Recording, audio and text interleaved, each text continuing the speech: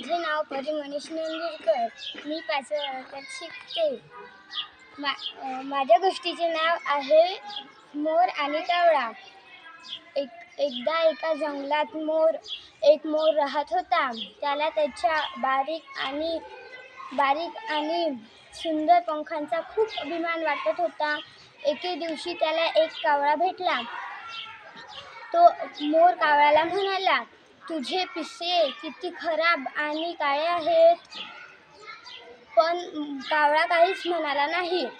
मग मोर म्हणाला, माझ्या पंखांकडे बघ, किती सुंदर आणि रंगीबेरंगी आहेत.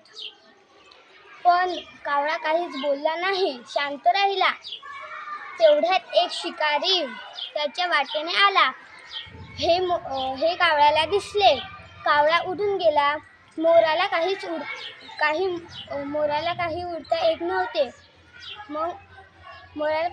येत नव्हते. शिकाऱ्याने मोराला पकडले आणि घेऊन गेले. यावरून आपल्याला शिकायला मिळते की आपल्या सौंदर्याचा गर्व कोणीही करायला नाही पाहिजे.